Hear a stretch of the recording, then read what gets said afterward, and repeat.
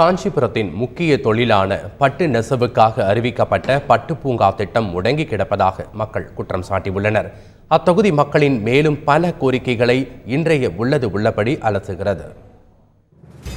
காஞ்சிபுரம் ஒன்றியம், வாலாஜாபாத் ஒன்றியம் மற்றும் 30 ஊராட்சிகளை கொண்ட காஞ்சிபுரம் சட்டமன்ற தொகுதியில் பட்டு பூங்கா திட்டம் செயல்படுத்தப்படும் என அறிவிக்கப்பட்டது.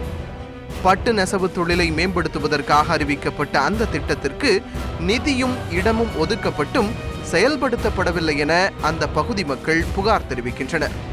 பட்டு பூங்கா திட்டத்தை மத்திய அரசாங்கம் 6 ஆண்டுகளுக்கு முன்னால் அறிவித்தது.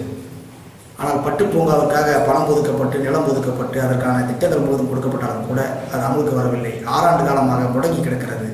நாளுக்கு நாள் மக்கள் கூட்டம் அதிகரித்து வரும் காஞ்சிபுரத்தில் தற்போதுள்ள பேருந்து நிலையம் மேம்படுத்தப்பட வேண்டும் எனவும் கோரிக்கை வைக்கின்றனர்.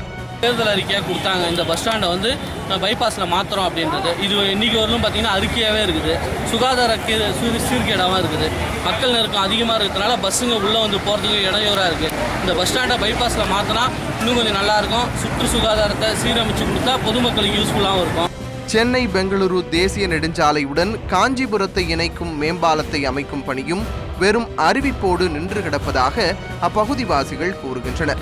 காஞ்சிபுரத்திலிருந்து சென்னை பெங்களூர் நெடுஞ்சாலையை இணைக்கக்கூடிய ஒரு சாலை இருக்கிறது. அந்த சாலைக்கு இடையிலேயே ரயில்வே இருப்பதனால் ரயில் பாதையை கடக்கக்கூடிய அளவில் மேம்பாலம் கட்டப்போவதாக அறிவிப்பு சென்ற ஆட்சியிலேயே அறிவித்தார்கள்.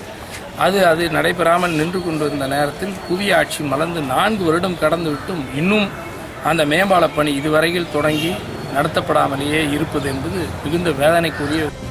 அறிவிக்கப்பட்ட திட்டங்களை அரசு உடனடியாக நிறைவேற்ற வேண்டும் என காஞ்சிபுரம் தொகுதி மக்கள் கோரிக்கை விடுத்துள்ளனர்.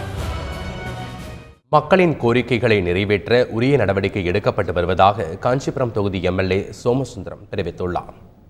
சாலை வசதிகள், குடிநீர் வசதி, மருத்துவ வசதி மற்றும் கல்லூரிகள் போன்றவற்றை மாண்புமிகு அம்மாவுடைய நல்லாசியோடு நடைபெற்றுக் கொண்டிருக்கிறது.